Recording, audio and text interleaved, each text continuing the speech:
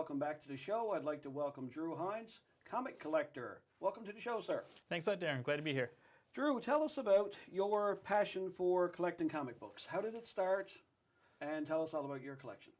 Well, I actually started, I can remember the first comic I ever bought. Oh, wow. I don't remember how old, I was probably 9 or 10 years old. Yeah. I was going out, I was on my way on a camping trip with my grandparents, and we stopped into a drugstore on the way, and I wanted something to read. So I picked up, and it was Silver Surfer number 51.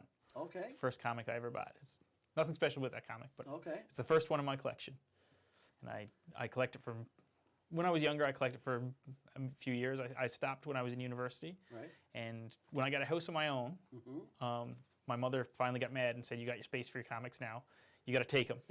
And so when I took my comics back from my mother's house, I was just organized to make sure they were stored properly. And when I was looking through them, I was like, "Man, these were cool."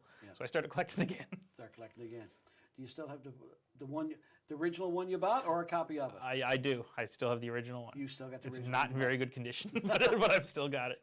A lot of people, when growing up, when we had toys, like I had some comic books and the cards and all right, and it's like you threw them all away, or you beat them up, or shot them with BB guns or whatever. Now you go back and think about it, it's like, oh, I wish I'd never done that. Yeah, it's a little off topic, but I had a lot of Transformers when I was a kid, and I've got a friend now who's a big Transformers collector. And I see, I had all these. I had all these. It's wicked. What type of comics do you collect? Marvel, well, mostly Marvel, I take it out of here. Yeah, I collect, I don't discriminate. I'll collect anything, but my favorite are all Marvel. And what certain characters in the Marvel universe? Well, I got a soft spot for the first one, Silver Surfer is still, I like Spider-Man a lot too, but anything related to Silver Surfer is where my heart is. Good guys or the bad guys? I like the villains. You like the villains? I do, yeah. Oh, how are the villains written compared to the heroes? Do they get so much, I don't know, what would you call it, screen time, page time as the villains? I mean, as the heroes? A lot of times, if it's a big world-threatening bad guy or whatever, they'll get a fair amount of screen time. Now they might go years before they show up again. That's the trouble. Right. Especially they're bad for killing them off. They always come back, but if they kill them, they're usually off the screen for a few years. But they always come back. No, that's interesting. Okay, so all the titles mostly heroes, or do bad guys have titles also? They're starting to do more like when I started, it would only be heroes. Yeah. But nowadays, you'll get the occasional bad guy will get his own title. You get his own title. Because I know, like for Spider-Man, for instance, Spider-Man always had the enemies like Doc Ock and the Goblin and a few other ones. But they appeared in his comics. Yeah. So do they have, it'd be nice if they had their comics when he... Sometimes it happens, yeah. Like so, Thanos is my favorite. Which I'm sure everyone knows now from the Avengers movies. But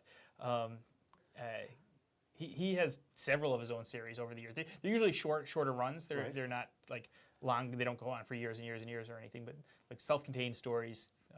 It actually leads, in my opinion, the villains tend to get more character development that way. Okay. The heroes, the writers change so often, and everyone kind of resets it and puts their own spin on it, which is good. It's nice to see the changing gears, but the villains are a little more. Cool. Now you've got some older comics here. I've heard the phrases. Was it Silver Age, Golden Age? Yeah. What's all that about? Tell us about that. I don't have any from the Golden Age. Okay. that's way back. That's is it? Okay. First appearance Superman, first appearance Batman, that type of stuff.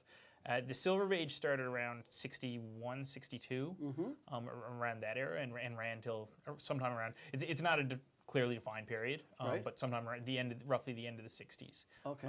And then it would get into the Bronze Age in the 70s, and now the Modern Age. And the Silver Age is really, that's where the sweet spot of collecting is. Oh, okay. Because that's before people started collecting and keeping them for the point of collecting. For the point of collecting, almost before they were like super mass. Yes. So to your point earlier about how no one kept anything from when they were kids. That's right. Yeah. Around the Bronze Age, people started collecting them, so the comics aren't as rare. Not as rare. Gotcha. Why do we do this? Like to collect, protect them, or?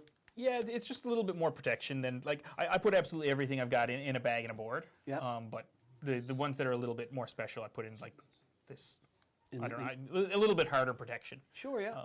And so, okay, so you got them in a sleeve and a sleeve and a card. Yep. Where do you store them in that?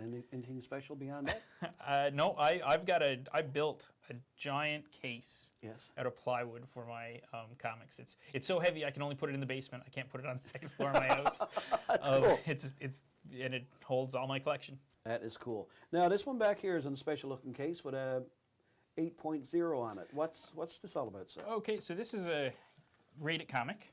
A rated comic. Graded. Oh, graded. Okay. So this comic, there's more than one company that does it, but this one happens to be CGC, and that's a third-party company that authenticates the books and gives them a grade between 0 and 10. Okay. And, so it kind of, some collectors really care about the grading. I don't so much, but if I'm buying a more expensive book online, that's when I kind of look for the graded one because I want that guarantee if I'm paying the money that it is the condition that it looks like it is in the pictures, because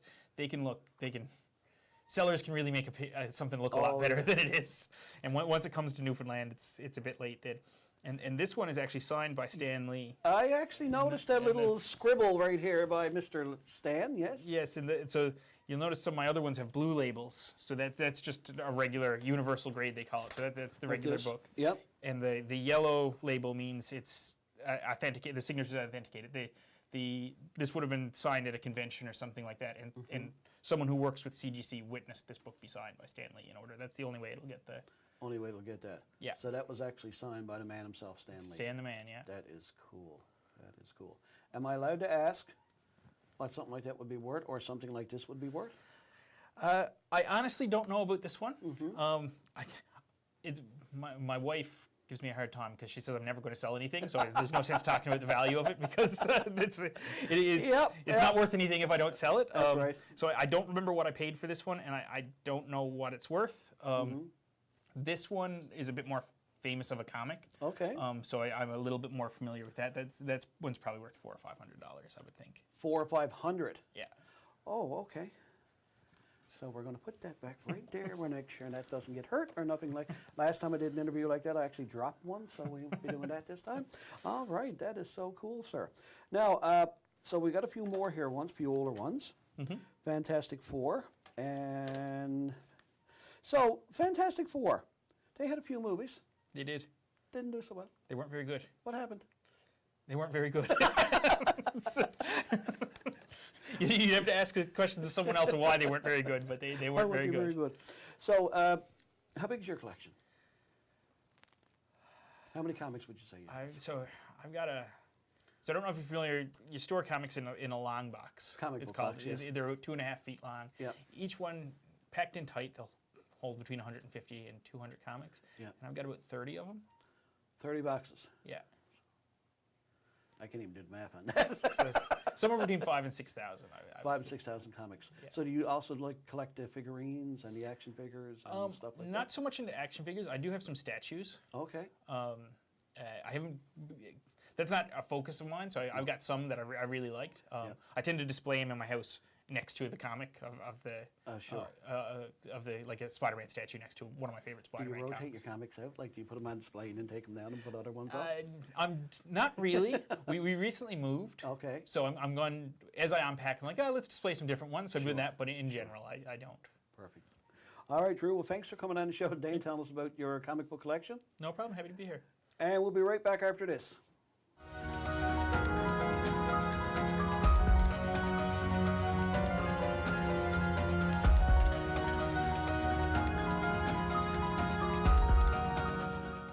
Welcome back. I want to welcome to the show Jonathan Mallard, paranormal podcaster. Welcome, sir. Oh, pleasure. Pleasure. Long time no see. Long time, yes, sir. Jonathan, tell us, what is a paranormal podcaster? Well, first off, you got to know what a podcast is. Perfect. Okay, so first and foremost, for anybody who doesn't know what a podcast is, it's pretty much taken over the world. Okay. Okay, so podcasting is a very intimate radio experience. Okay. You take away the background noise and you put on your headphones and you listen to people talk about anything. And I've been very fortunate to be involved with the paranormal here in Newfoundland for a decade. And well, now I'm into the paranormal, always have been, and took that love of the paranormal and put it into a podcast. Newfoundland is steeped in lore and paranormal stuff all over the place. But unfortunately, it's a very small community. Oh, okay. So it was nice to kind of branch out and be able to talk to people from all over the world about their weird and wonderful experiences. What's the name of your podcast? The Ode to Newfoundland Paranormal Podcast, which of course is a play on the Ode to Newfoundland, which is our anthem, right? So, How long have you been doing it? okay, so I started in 2014, Yep. and as an offshoot to the paranormal investigating I used to do. Oh, you used to do actual ghost hunting. Actual ghost hunting, so to speak. Right. Wasn't the biggest fan of a lot of other teams out there because I was more like the staunch atheist type going in there trying to figure stuff out, which is kind of why I got involved with, we'll say, the more less spiritual side of it all. So you'd go in and you say, okay, what is the cause of this? Not there's a ghost in the ceiling. What's making the noise? I'd go even farther than that. Okay. Because of the scientific method, we can't prove things that doesn't actually exist that we can't measure. That's so right. I was only looking for repeatable data, the same things over and over. Gotcha, And yeah. they kind of put me kind of on the outs with a lot of teams who just want to run around in the dark and be scared. Right, yeah. But this love of the paranormal has always been there, ever since I was a little kid. Right. I can remember being at my summer home in Holyrood Yeah. and going to the gas station over Woodford Station Road, and the bottom shelf would be the Weekly World News, which was like Okay. this old paper that had like all this old stuff, and like you open up and like Elvis abducted by aliens and brought back to life, and I was like, this is so much more fun than staring at paint dry and you know, Bat Boy and all that crazy Yes, stuff. So yes. kind of, I think the love of it kind of spawned from there, right? Always been into the esoteric, you know, the fringe type people, which is probably why me and you kind of get along so well. Yeah, that's about right. Yeah. Yeah. Yeah. What kind of people do you name some people that you've had on the show, like some topics? Oh my goodness gracious! Some There's of the, so many. Some of your like more eccentric or Oh collective wow! ones. Some of the people who are really woo woo. We say Yep, the word woo yep. woo, right? We don't offend anybody. No. You know, I've had every walk of life on my podcast. I've had the staunch atheist who doesn't believe in a thing yet had some weird experiences, and I've had people who are like, aliens come from Beta Reticuli. They're real, and I talk to them all the time. I've had some pretty wild stuff, but for the most part, you know, the thing that really gets me is that a lot of people are like, I don't believe in ghosts. I don't believe in Bigfoot. I don't believe in any kind of monster stuff. Yep. But this one time, Yep. when I was younger, Yep. and that's what it is. So my, you know, far-reaching, say, esoteric part of me Yes. would be like, oh my God, this is so crazy. To them, might be just another Thursday afternoon. That's right. Yeah. So there might be we're, no we're, wrong with we're trying our best to kind of reach out and touch people from all over the world with it too. Right on. I think one of the main thing though is the story behind the story, right? You might be a paranormal researcher or a ufologist or something like that, but there's a reason that you got into it. And Right. That's what I'm after. it. Okay. But yeah, I've had some pretty wonderful people. I think the one that really gets me the most though, like if I could pick one, like cherry pick them, probably be Garnett Schulhauser. Okay. This guy's an astral projector. Astral projector, what's that? So this is somebody who, when he goes to sleep at night, has these vivid dreams Okay. and talks to beings all over the universe. When he's asleep. When he's asleep. When he's asleep, he talks to them. Okay. So- So he can't record it. Exactly. Okay. And what's some of his stories?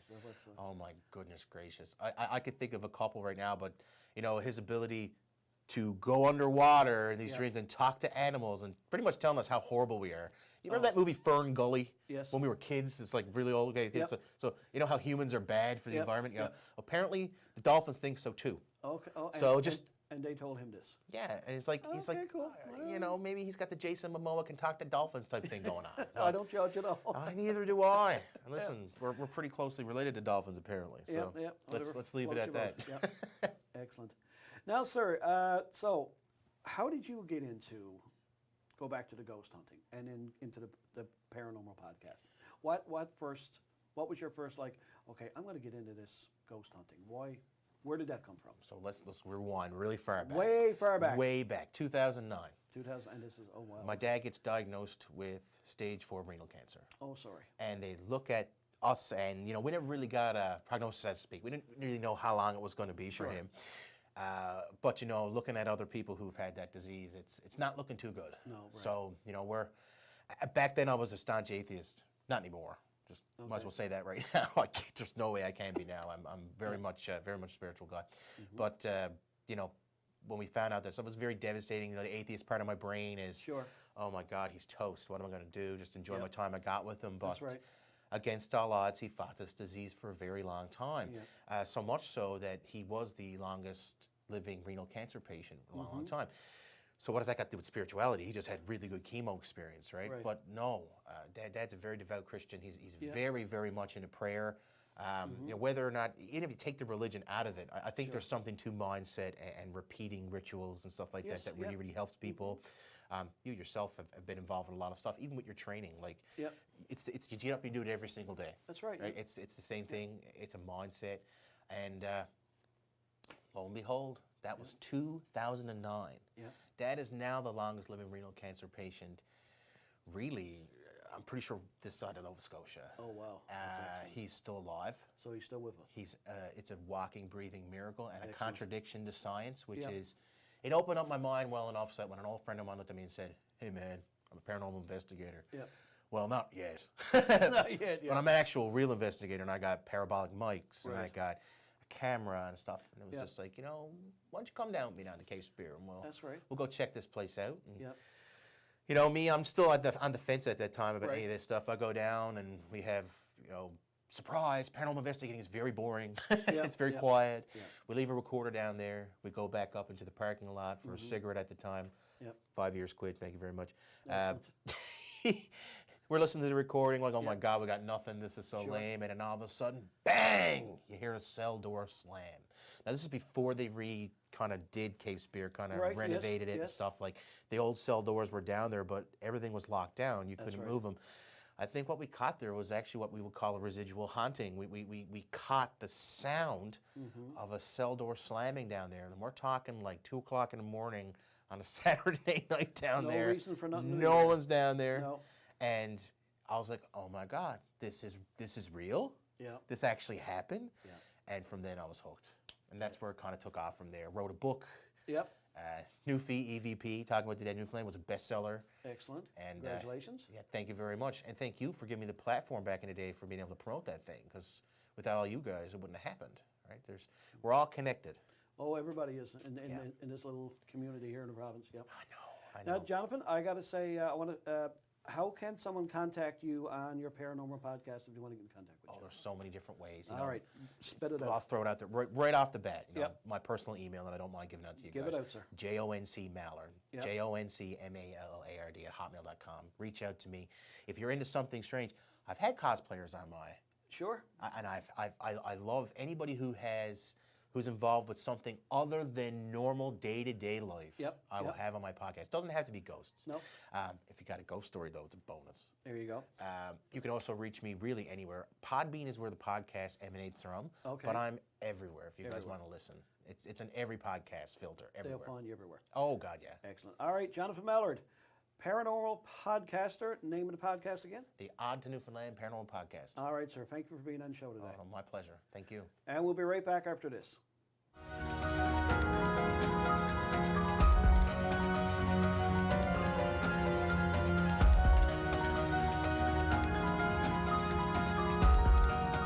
And welcome back, everyone. I'd like to welcome to the show Lyndon Brown, wood turner and wand maker. Welcome to the show, sir. Thanks, Darren. Good to be here. Lyndon, tell me how you got into woodworking.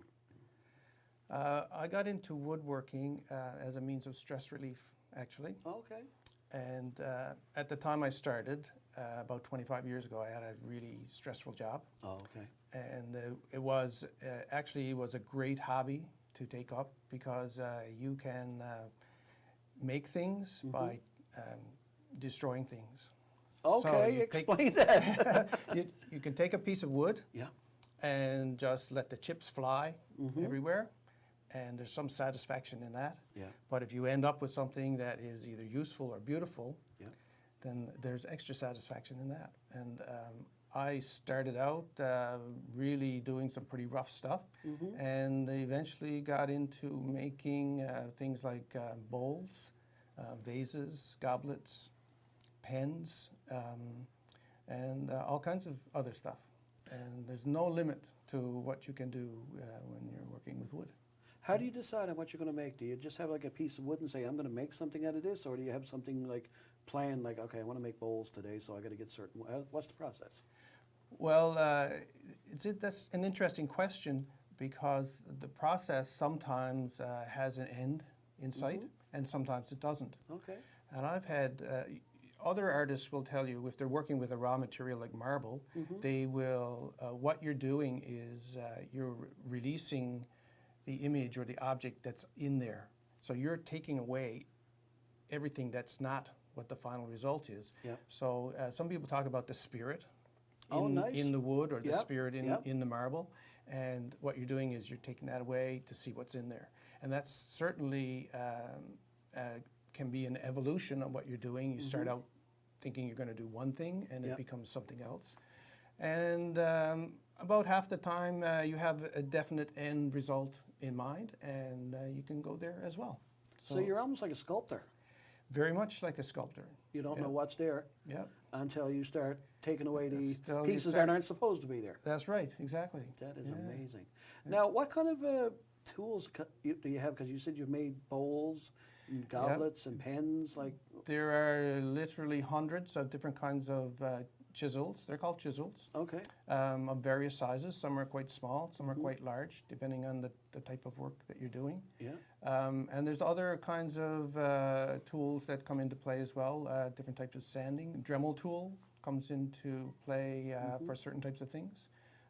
And of course, all kinds of different finishes and waxes and that type of thing. there's a lot to it. Now, you brought along a couple of your pens. Yep, You've actually made these yourselves. yep. Man, they are beautiful. Thank you, yeah. How do you go about designing or making one of those? Like, what's the process? Well, the metal parts you order from a supplier as Okay. a kit. Yeah, And there are quite a few, I would say hundreds of different styles of kits that you get. And you can, it's very difficult to see, you might be able to see in there. There's a little brass tube okay, in there. And what you do is you take a piece of wood, you drill Yeah. a hole in it, you glue the tube in, Yeah. and then there's a fixture that goes on the lathe. So the Right. pen goes on or the raw wood goes on the lathe like that. Yeah. It turns, and then you use the chisel to shape it. wow, And then the end process is these parts are pressed together in a special press, yeah. and then you have a pen. So are these your own designs, or is that These are like my a own design? designs, yeah. So if someone wanted like a special type of pen made or a special design, they can contact you and Absolutely. I do commemorative type pens. Yeah.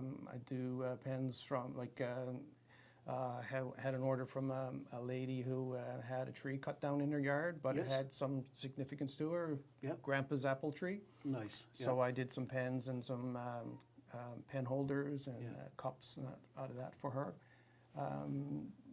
Anything that has, it's a very small piece of wood that can be made into a pen. Yeah. So anything of that nature that has some meaning can certainly be made into a commemorative pen. Yeah. You can do things like you can put different colors of wood in and layers. You can get them laser engraved. It's all kinds of different things. All you can kinds of do stuff you with can it, do with it. And you get all the wood locally? yeah. Local wood is best. Okay. I do quite a bit of work out of pallets, and pallets come from all over the world. Regular old you Just- see yeah. in a department store, the pallets, Yeah. all the cargo on the pallets. Yeah, That's regular pallets. Wow. Actually, just some pallets have quite beautiful wood. in it. Okay, yeah. And in fact, most wood is very nice Yep. once it's polished up. Okay. The other term, and woodworkers will recognize this term, is Fosor wood, Fosor wood. F-O-S-O-R, Yeah. found on side of road. That's a very technical term. Yeah. Okay. Yeah. That is cool. Yeah. Windfalls or people removing a tree for a specific purpose, Yep. landscaping or whatever. Yeah. Even smaller trees Mm-hmm. can be made into a commemorative item, something like that. Yeah. Wow. Now you've got some more interesting items here. Yeah. Wands. Tell us about your wands. Well, the wand making is kind of just a subset of what I've been doing. Yeah. Got interested in that with Harry Potter Yeah. films and books, of course. And people started asking me, "Do you make wands? Can you make wands?" So I gave it a try. Yeah. And I have two styles in general that I make. One like the one you're holding, which is pretty typical of a straight wand. Yeah. This one, of course, Potterverse fans will recognize its similarity to the Dumbledore's Elder Wand. Oh, is it? Yeah. Oh, And okay. the other type is more closely follows the shape of the tree. And that also is seen in the Harry Potter movies, where wands are curved. And they generally are not curved on purpose. They're generally just take the shape of the tree. Take the shape of the tree. Yeah. And of course, wood in general has quite a history of mysticism. Oh, does it? It goes back, and certain types, goes back even back before Harry Potter, Dungeons and Dragons, even back before that in the real world. And different woods have different qualities and have different purposes. And the little tag that's on the wand shows you the main aspects of that particular piece of wood. This one is made from mulberry. Okay. And it represents love, communication, and healing. Oh, nice. Yeah. Nice, nice, nice. So, Lyndon, if somebody wanted to contact you about your wands, or your woodworking in general, special orders, anything like that, how can they reach you? They can contact me through my email, WLBY29 @gmail.com, or through my website, returnings.ca. Returnings.ca. Well, Lyndon, thank you for being on the show. But before we pleasure. go, I got to ask you a question. Yeah. Do these, like wands, do these actually work? Like, is there an actual like spell that you can make something move or disappear or something like that? Well, to paraphrase Lewis Carroll, magic is found when you believe in it. Okay. So let's see. What do you mean, let's see? Evanesco.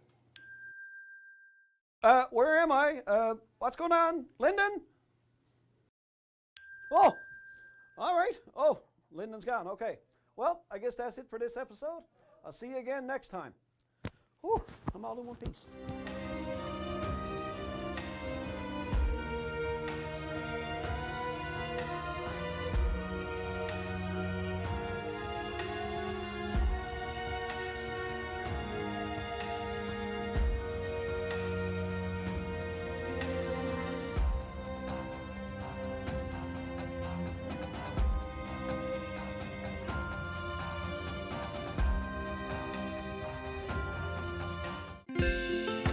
If you have a comment about this program, we'd love to hear it.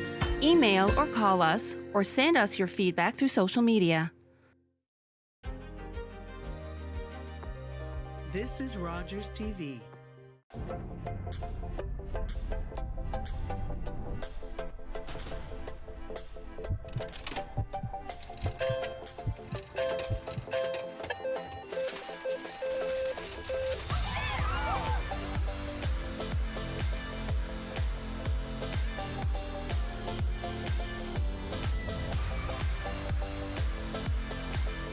American Idol season premiere Sunday, February 19th on